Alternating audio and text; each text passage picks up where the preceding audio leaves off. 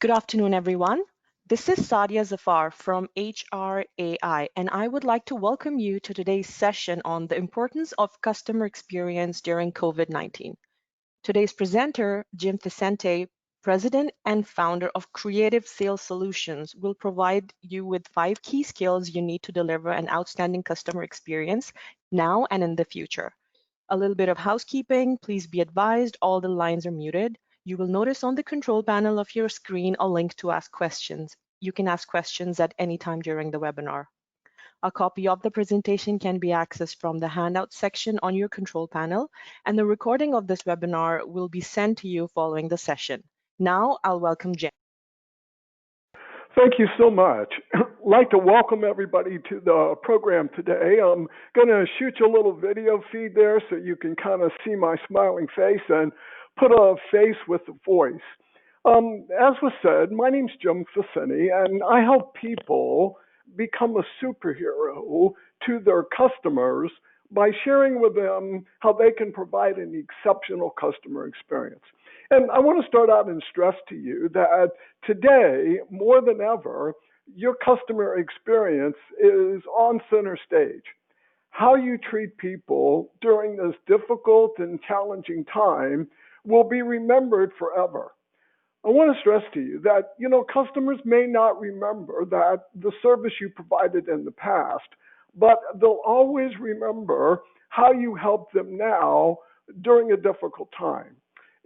During this challenging time, the relationships that you're building are going to be more vital than ever to maintaining customer loyalty and keeping people to come back and do business with you. So what I'd like to do, as I said, is share some secrets with you. And I'd like to start out and ask you to imagine for me, if you would, that you had a magic genie.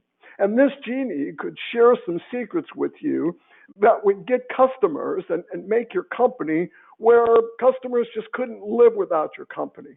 In addition, customers would only want to do business with your company. Also, this genie could share with you these 5 techniques that make top people really extraordinary. And lastly, that get customers to fall in love with your company. I'm not a magic genie, but I do have those secrets. And unlike a genie that doesn't share his secrets, today I'm going to be sharing those secrets with you. And I know, well, probably right about now you're saying, yeah, right. I mean, come on, Jim, is this really going to happen? Where'd you get all of this stuff? Let me share with you how we got this information. As a training company, we've gone out and we've called, recorded, and evaluated more than 2,500 service people representing dealerships and companies from all of these major manufacturers.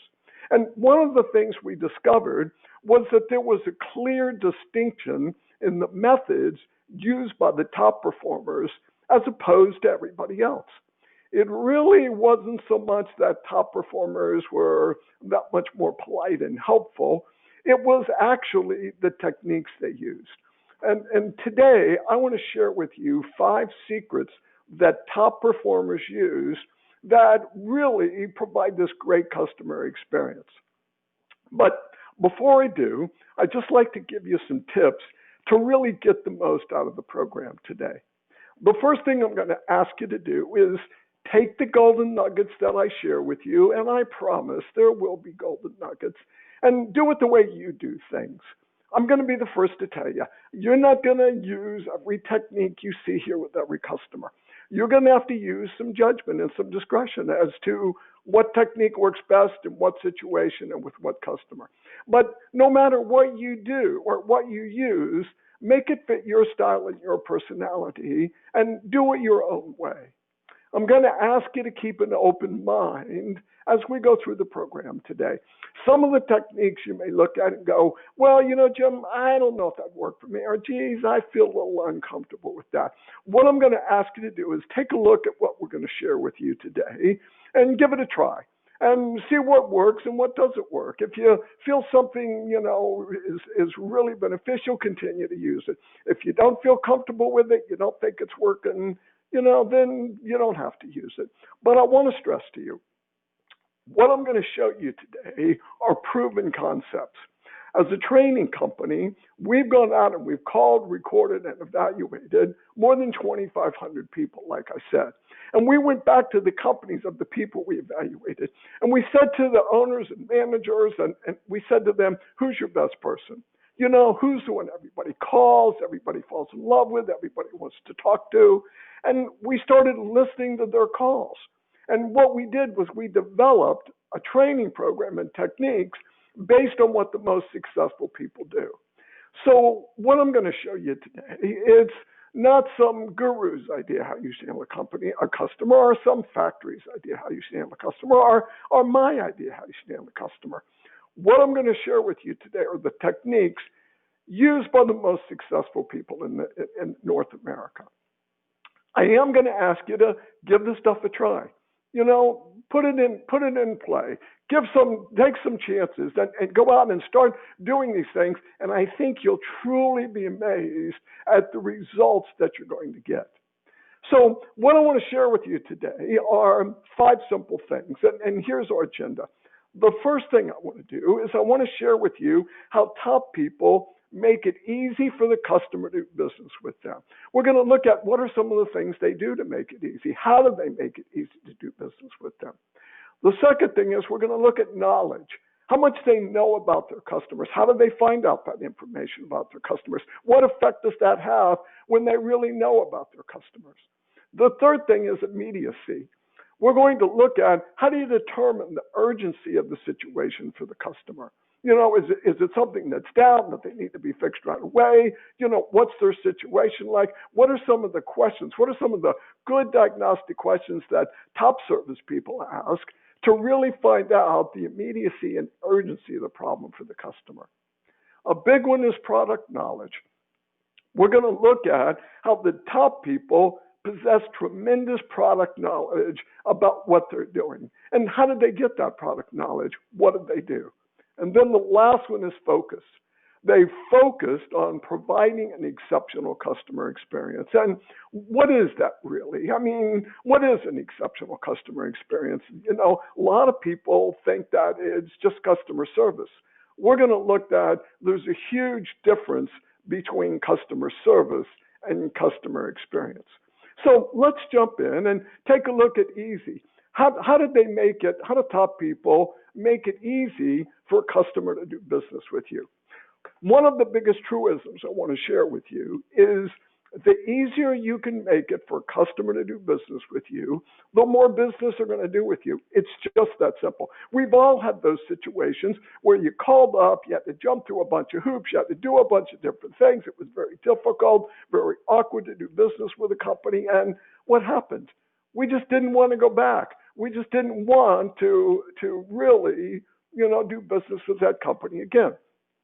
So one of the things that I'd like to ask you to do is to reduce, the number or segments that the customer has to go through to get business with you. One of the things I encourage people to do all the time is sit down and do a little inventory. What does the customer have to do from the time they call, from the beginning of their call till we resolve their problem? What is that process like? How many bottlenecks are there in that process? Are there a lot of obstacles that the customer has to jump through, that the customer has to do to get their service? Or is it pretty easy to do business?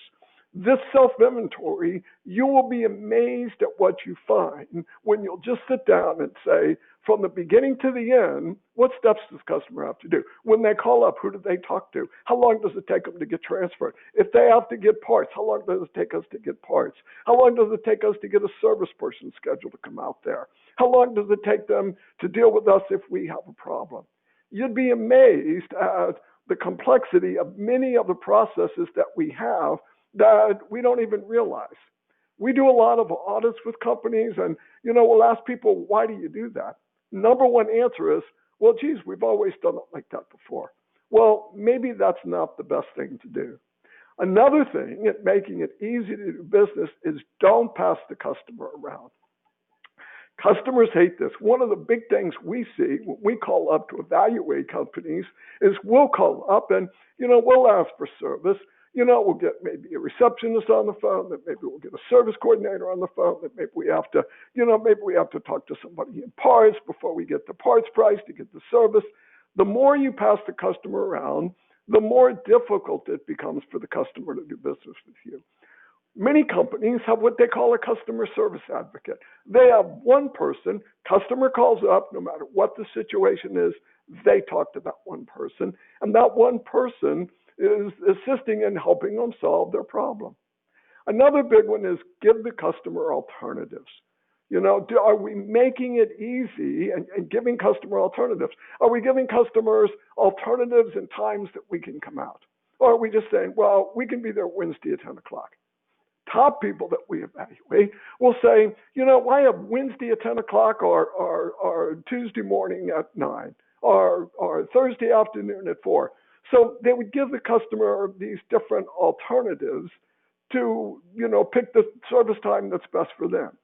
Once again, one of the things that we want to focus on in making it easy for the customer is focusing on the customer and not us. So often I hear this phrase, well, what would really be best for us? Let me assure you, customers could care less about what's best for you. What would really be best for us to come out maybe Thursday morning? Or what would really be best? We want to turn that around. We want to be saying to the customer, would this work for you? Would this be best for you? The focus should always be on what's best for the customer and what's easiest for the customer. Another big thing in making it easy for customers to do business with you is creating trust with customers, building trust with customers. The top companies we work with have tremendous trust with customers. And, so often people say, well, what's the secret to really building trust with customers? How do we really build trust with customers? Well, we build trust through consistency. When we are consistently truthful, fair, and honest with customer. When we put the customer's interest first. When we keep our promises to customers.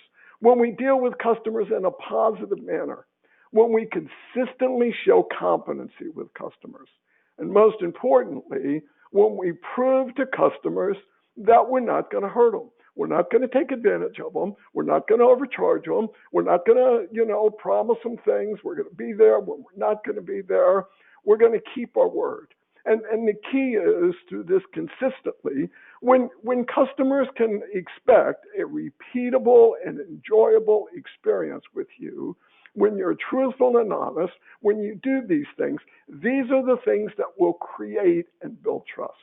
I want to share just a short video with you here on some other things that top performers do to really create this great customer experience and build trust.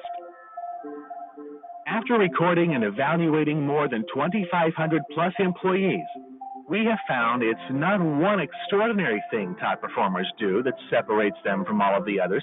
Instead, it's the many ordinary things they do in an extraordinary manner. Here are 10 ordinary things top performers do in an extraordinary manner. 1. They pay attention to the customer. Top performers concentrate on the customer and do not allow themselves to become distracted. 2. They never interrupt the customer. When you interrupt a customer, the customer gets the impression what he or she is saying is not important. 3. They listen when the customer interrupts. They stop speaking and listen to the customer. This conveys to the customer you are listening and it's important. 4. They have outstanding manners. Top performers use please and thank you. Both are magical phrases in business. 5. They have a genuine interest. Top performers display an attitude that shows their commitment to help. 6. They don't pass the customer around. Top performers will never tell a customer they have the wrong department and hand off the customer to someone else. 7. They never blame their employers. A top performer never uses company policy as an excuse to not help a customer. 8. They go the extra mile. Customers enjoy the special attention they receive from employees who go the extra mile, which builds rapport and trust. 9. They show empathy. Customers are more likely to be comfortable with employees who make an effort to see things from their perspective. Finally, 10. They have a positive attitude. No matter the situation, top performers are upbeat. have a can-do attitude, and appear eager to solve a customer's problem. These 10 actions will take you from ordinary to extraordinary. The second secret I'd like to share with you is knowledge, knowing the customer. And when we talk about knowing the customer, it surprises me so often. I'll go in and I'll visit with a company and I'll ask a company, tell me about your average customer. How many customers do you have? Can you tell me some things about your customer? Well, I don't know. Our average customer, just has a basic heating unit or a basic air conditioning unit, and they don't really know anything about the customer.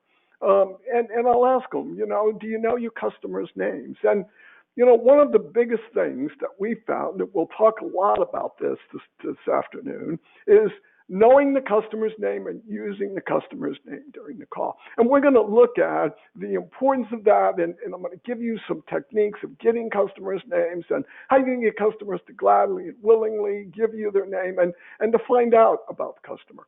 Another one is knowing their equipment. Knowing the type of equipment they have. What type of unit do they have? What's the make? What's the model? When's the last time they were serviced? Another big one is knowing their likes and dislikes. Knowing, when's the best time for us to come out there. Getting into some involved discussions with the customer.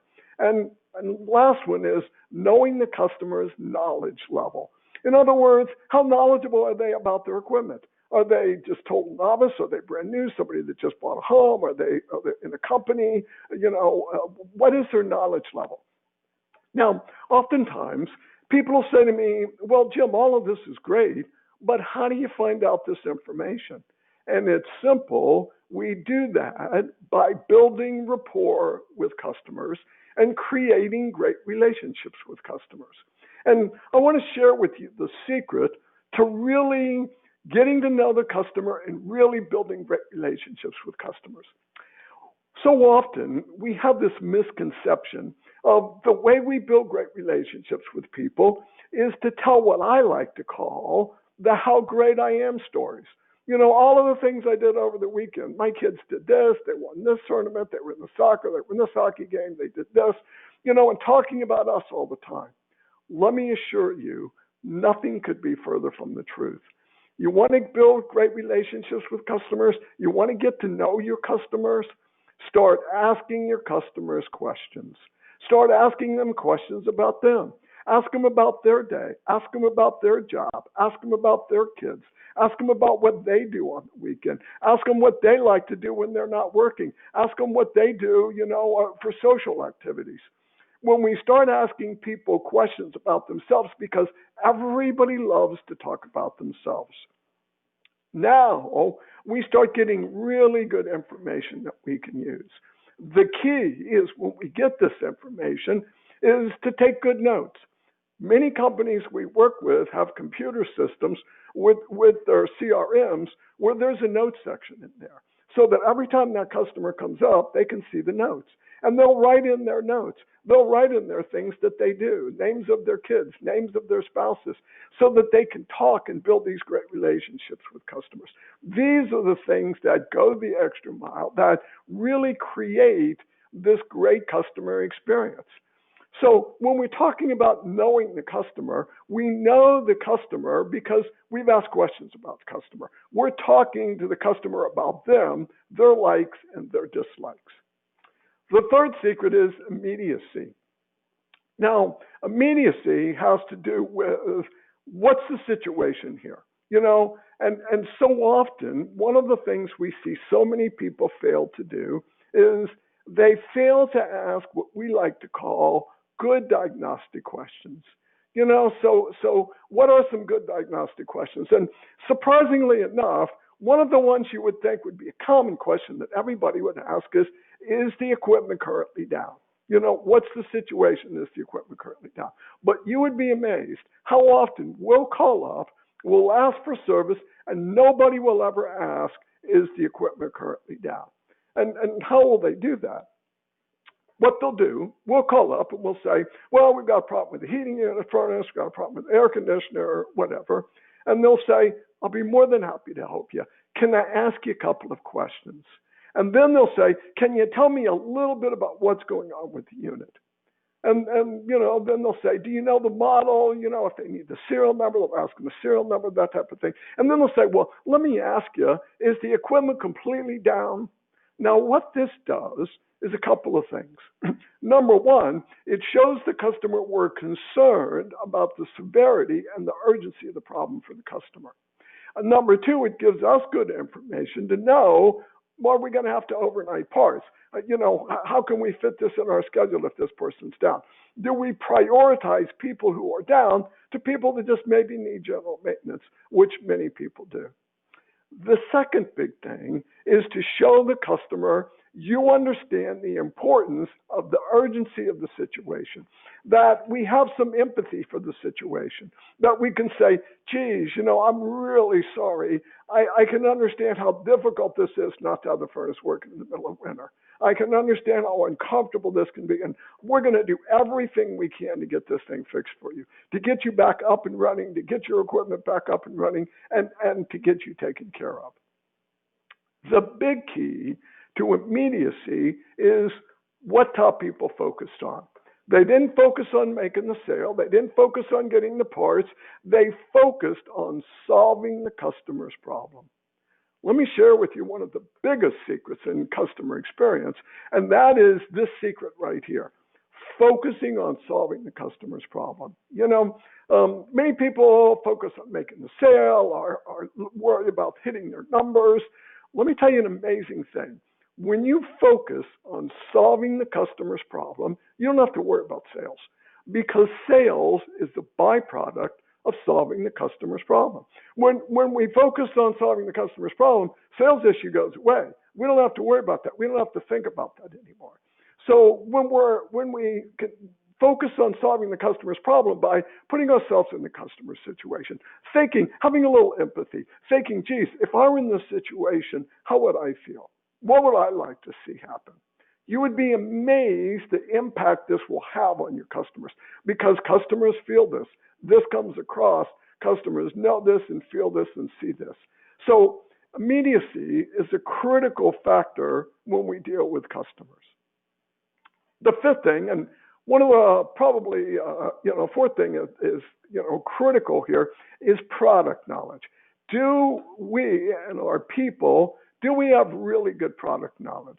Do we really know and understand all of the services and products that we provide? So often we'll call up and we'll say, I've got this particular type of unit. Do you service that? Well, I'm not sure if we service that or not, or I'd have to check if we service that or not. We need to know. We need to know all of the services that we provide. We also need to know what's the warranty on these services. If we have a unit, what's the warranty on that unit? Could that unit be, covered under warranty? Do we know all of the different things that we can provide for the customer? It never ceases to amaze me how we'll call up a service person and we'll ask them a question and we get I don't know, I'm not sure, I think so, I believe so. We need to make sure we and all of our people know every service that we can provide for that customer. Another big one in product knowledge is taking all the available training that's available to us. Are you taking all of the manufacturer's courses? Are you looking at all the online material? Are you just doing the stuff that manufacturers are kind of shoving down your throat and forcing you to take? Are we going that extra effort? Are we making that extra effort to really learn on our own? To go out and find out information? Are we talking to other people about different problems? Are we constantly and continually increasing our knowledge? Are we going out there and are we taking all the online courses? Because let me tell you what happens when you do. When you have good product knowledge, it creates confidence. And when we create confidence, what that does is it comes across to the customer. Have you ever noticed customer calls you up, starts telling you about a problem, you know immediately what's wrong with the situation. You know immediately what's wrong with the equipment and exactly how you're going to handle it. That comes across to the customer. Customer picks up on that knowledge. I'm sure you've had that before, where you've talked to somebody on the phone and you've either felt, geez, this person's really knowledgeable and they're really going to help me, or they have no idea what I'm talking about. That comes across with confidence in product knowledge that we have. The fifth one is focusing on providing an exceptional customer experience. So often, when I talk about providing an exceptional customer experience, somebody will say to me, well, Jim, aren't you just talking about customer service? I mean, aren't you just talking about really providing great customer service? And I'm really not, because there's a huge difference between customer service and customer experience. Customer service is what you do. Customer experience is how you do it. In other words, when we talk about customer service is something everybody does. Everybody services equipment, everybody sells equipment. So because of that, it's really not unique, and it makes it something of a commodity to the customer, and it's somewhat unrememberable to the customer. I don't want to burst anybody's bubble today, but, I got to tell you, people don't sit around the dinner table at night and go, oh, geez, I called up to have a furnace service there, called up to have an AC furnace today, service today. Because as long as your customer service is delivered as expected, on time, and as promised, customers don't give it a second thought. And the reason they don't give it a second thought is because that's what they expected to happen. They expected you to fix the equipment. They expected you to have the parts to fix the equipment. One of the biggest mistakes I see so many companies make is they have this big misconception. Well, if we went out there, we fixed the equipment, nobody griped, nobody complained, everybody seemed happy. Geez, we provided this great customer experience, and we've created this loyal customer for life. Well, I'm here to tell you that's not true, because at the very minimum, that's what the customer expected. Now, customer experience, on the other hand, is something completely different. Customer experience is how you do what you do. In other words, do you do it in a way that evokes a positive reaction and feeling from the customer? Is it unique? Is it uncustomary? Does it make the customer stand back and go, geez, I didn't expect that, or wow, that was really different? Because if it is, and you do that, now it becomes memorable. Now they'll sit around the dinner table and go, geez, I called up to, get one of the furnaces fixed today or get our air conditioning fixed today. Boy, was that service person great.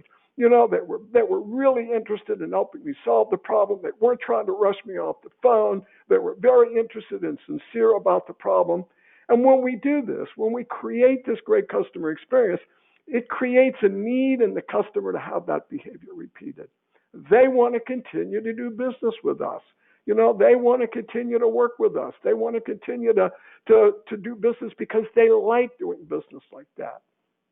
So creating a great customer experience is not just meeting a customer's expectations, it's exceeding a customer's expectations. It's when you take an everyday, mundane transaction and you turn it into something that's truly memorable by the customer. One of the things that we like to say is that customer experience is created by people. Another big mistake that we see so many companies make is they think, well, if we got all these service trucks out on the road and we've got these fancy locations, we got all this inventory, we're creating this great customer experience. Well, once again, that's not true, because we like to say URX. You are the experience. It's how you treat the customer. It's not trucks, it's not physical locations, it's how the people in your company treat that customer and how they deal with that customer. Because I want to stress to you, customers don't remember how much you know or what you say or what you do. Customers remember how you made them feel. When you create an exceptional customer experience, there's indisputable evidence that it creates customer loyalty. Customers don't want to do business with anybody else. They'll just want to do business with you. It increases referrals because customers go out and tell everybody what a great job you do and what a wonderful company that you are to work with. Another big thing is it reduces price sensitivity. Today, everybody thinks all the customer wants is the lowest price. They all only want the lowest price. That's all they care about. And I hear this all the time. I hear it not only from service people, but we do a lot of sales training, and we hear it from salespeople. Once again, I want to stress to you and prove to you, customers don't want the lowest price. You know, what customers really want is the best value. Value is defined as the spread between what the customer paid and what the customer perceived they received. The bigger the spread, the bigger the value. When you provide an exceptional customer experience, it dramatically increases that spread. You know, if at today everybody just wanted the lowest price, everybody would be driving a Yugo. I don't know if you're old enough to remember the Yugo, but years ago, there was a car manufactured called the Yugo. It was far and away the lowest priced car ever manufactured on the market. It enjoyed the distinction of going out of business faster than any other car company in history because people don't want the lowest price. What people really want is the best value. We can dramatically increase value when we provide an exceptional customer experience. Another great thing is it reduces the likelihood that they'll switch to a competitor. If the competition walks in, they'll kick them out because they know nobody's going to treat them the way you do. Here's a great thing for us. When we provide this great customer experience, it makes customers far more tolerant, understanding, and forgiving. Let's face it, we're far more understanding and tolerant from people we have great relationships with. Our friends, our family, our relatives, well, maybe not our relatives, certainly not some of my relatives, but when we provide this great customer experience, it makes customers far more tolerant and forgiving. And lastly, it increases sales from existing customers, and we don't have to sell at all. I want to share with you 3 ways to provide an exceptional customer experience that will get customers to really want to do business with us. One of the things is something we've already talked about, and I want to share with you how you can do this, and that's getting the customer's name and using the customer's name during the call. When we use the customer's name, it builds instant credibility. The sweetest sound to any person in any language is their own name. It personalizes the call. And lastly, it's the beginning of creating this great customer experience. So how do we get customer information? How do we get customer's name? Let me share just a short video with you on how you can do that. Asking for and using the customer's name is important, and many people we evaluate fail to do it. Why is it important? Using the customer's name is the logical and most effective first step in providing an exceptional customer experience. Simply, customers like to hear their names. So, how do top performers get customer information without making the process sound like an interrogation? When trying to get customer information, many employees make the mistake of immediately asking for a customer's name before making a connection by asking about the customer's problem. This can come across as extremely cold and possibly be viewed as a lack of interest in the problem. When a customer calls to ask for a part or to have equipment repaired, top performers will say, "I'd be happy to help. May I ask you a couple of questions?" They will then ask for basic information regarding the problem, such as the make and model of the equipment, and follow with, "By the way, is the equipment down?" By using this process, top performers establish a connection with the customer. Once the connection is made, top performers then say, "Just in case I have to get back to you or provide you with additional information, may I get your name and phone number?" There are 2 reasons top performers find this process effective. 1, it builds rapport with customers by putting them and their problems first. 2, they receive permission from customers to ask detailed questions. Once you establish rapport with customers, they're more willing to provide their contact information. If you will try this process, you will notice it's an effective way to acquire and use a customer's name. One of the things I want to stress to you is how to ask for customer information. You know, so often we'll call up and we'll hear, "Well, who is this?" or "Who am I talking to?" And let me stress to you, that comes across almost rude to the customer. You know, this, "Well, who is this?" or "Who am I talking to?" That comes across can be very effective. Or more than likely, and you've probably heard this when it happened to you, they'll give you well, just in case we get cut off, can I get your name and phone number? Let me tell you, customers know that's just a ruse to get their customer information, and they don't like it. So one of the things that we have to do is we have to give the customer a really good reason why that they should be giving us this information. Today, because of all of the scams and security and breaches and everything that goes on, people are very apprehensive about giving out their personal information. So what we have to do is we have to give the customer a reason why they should be giving us that information. So when we say, just in case they have to get back to you or get you any additional information, well, now we've given the customer a really good reason why they should be giving us this information. Another one is also something we've talked about is the equipment down. One of the things that we want to remember, this is a different dynamic for the customer. We've talked about asking if the equipment's down, but now we've got to understand, how does it affect the customer? What's the dynamic? For some customers, it might not be a big deal. Some other customers, it might be a huge deal. So we need to be able to show the urgency, with the situation, and do we need to overnight a part? The third one is one of the biggest customer experience secrets and techniques I want to share with you. And that's simply reassuring the customer that we're going to solve their problem. Let me tell you, the top people that we evaluate will say things like, don't worry, I'm sending you one of our best service techs. He's going to get out there. She'll get out there. We'll get you fixed up. We're going to get you back running. Everything's going to be fine. You're really going to be happy. But I have to tell you, so often when I say that, somebody will say to me, well, Jim, I'm not going to say that. And I'll always ask, well, why not? And they go, well, we don't always get the equipment fixed the first time. So then I like to ask, well, let me ask you, how often does that happen that you don't get the equipment fixed the first time? Is it 20% of the time or 30% of the time, 50%? How often does that happen? And they'll go, no, maybe 5 or 10% of the time. And so then I'll ask, well, let me ask you, because 5 or 10% of the time it doesn't go perfectly, you're going to miss this huge opportunity to reassure 90% of all of your other customers that you're going to solve their problem. And they say, Jim, I never thought about it like that.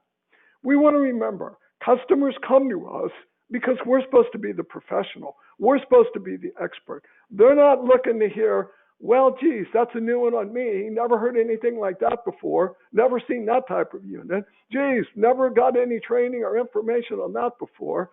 When we do that, we lose credibility with the customer. We're there to reassure the customer that we're going to solve their problem, that we're going to take care of them, and that we're going to get their equipment back up and running, and that they're going to be happy. And we need to be telling them that and reassuring them of that. So often when there's a problem, people have this kind of misconception about what customers really want. And, when customers have a problem, what the customer really wants is they want to know, number one, you're interested in helping them. That you're not interested in getting them off the phone and going to the next customer. You're truly and genuinely interested in their situation and having them solve their problem. The second thing that they want is they want to know you're competent. They want to know you know what you're talking about, that you can solve their problem, and we do that through reassurance.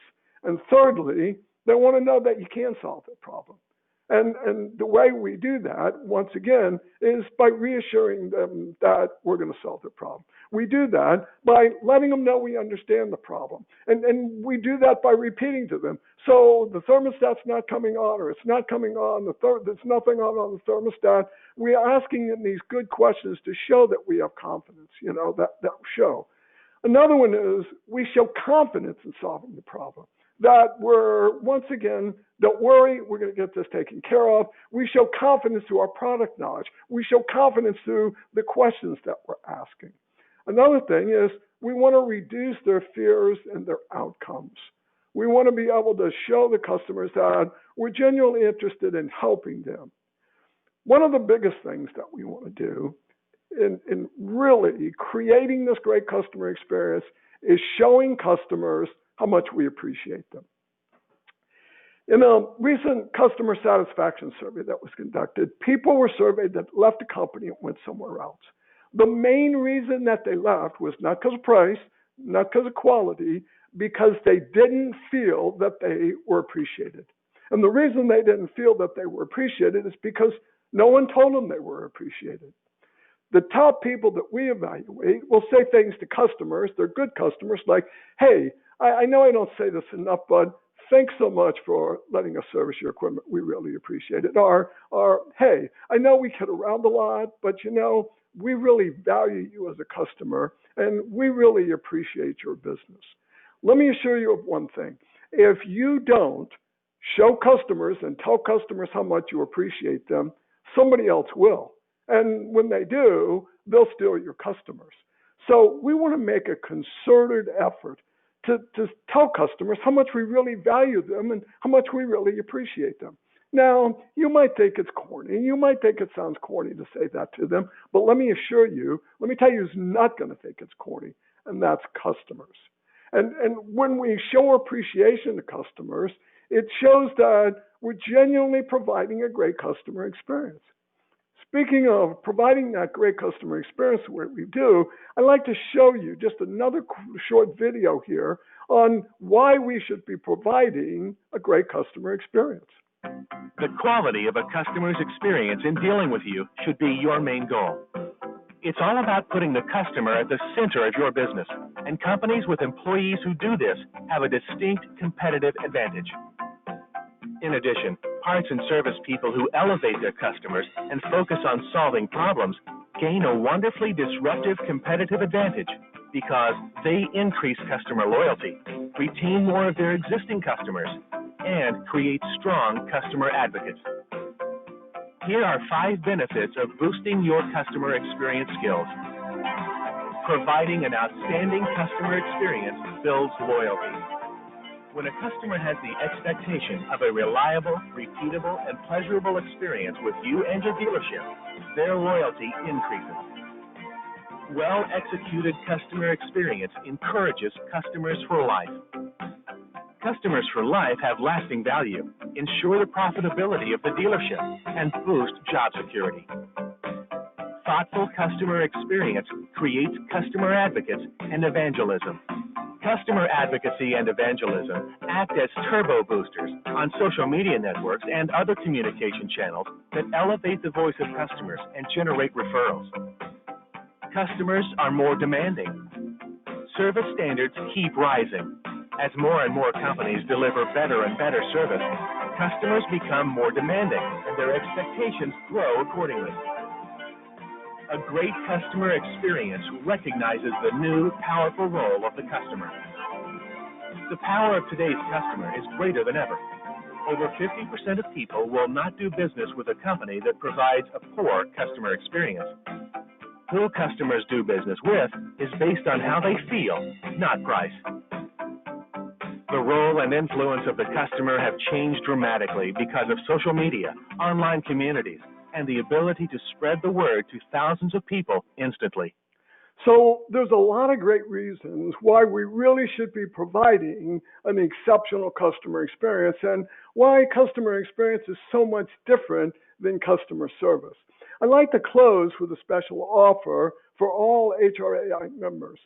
What we'll offer to all members is we'll offer to evaluate up to 3 of your people at no charge and review the results with you. We'll do a complete employee evaluation. We'll call your company. We'll ask for service, and we'll do this at absolutely no charge.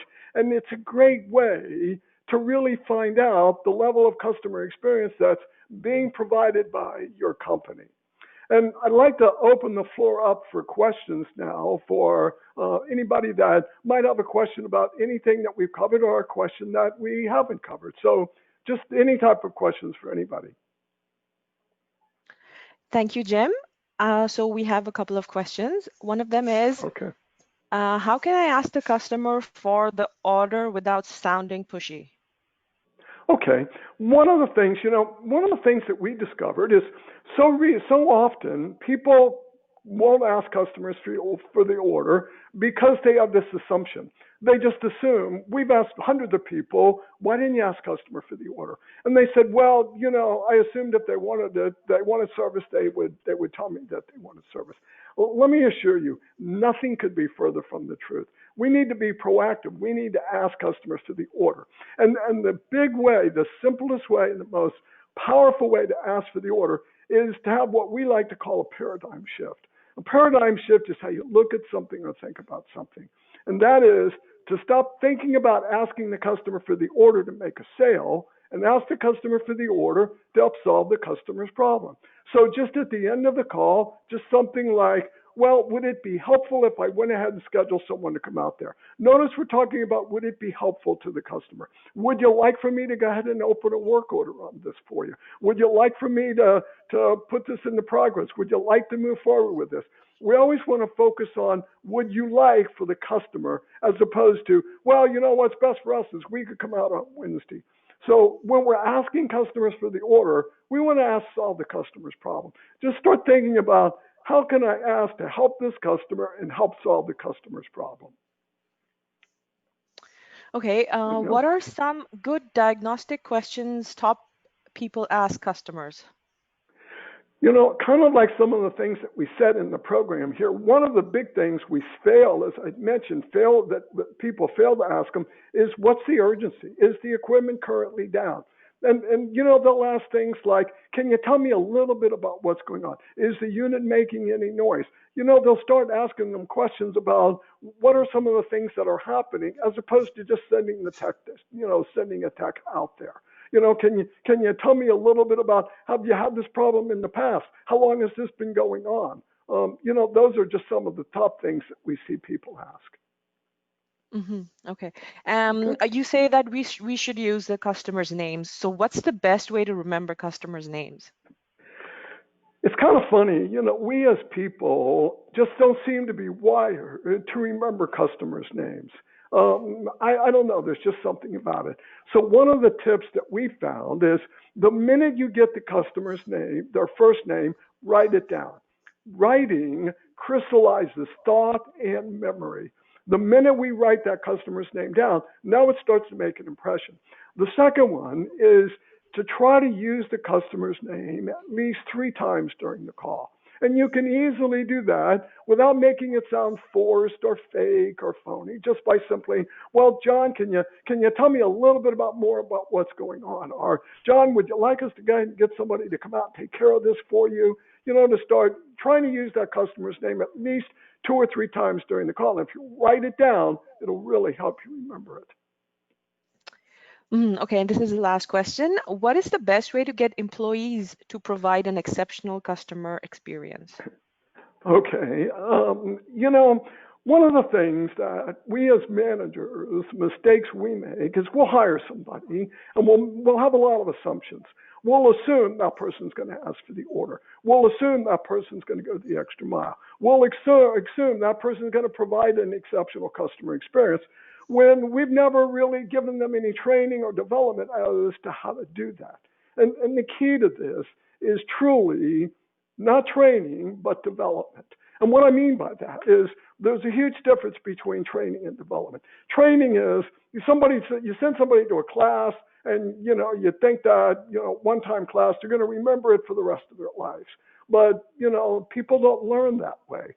You need development. You need something that does follow-up. You need to have something that you can measure. You need to have something that motivates the employee. You need something that's going to encourage the employee. And you need to do it over an extended period of time. We have a program like that. We'd be happy to show it to you. But if you don't use us, find somebody else. Give your people the tools that they need to really provide an exceptional customer experience. Just don't make the assumption that they're going to do it without any help. We need to help people, and that's how you get people to provide an exceptional customer experience. Okay, great. Thank you, Jim. So this ends our presentation for today. I hope our members found this informative. Please complete the evaluation survey that will appear on your screen at the end of the webinar, and have a great afternoon, everyone. Thanks again, Jim. Thank you. Thank you, everyone.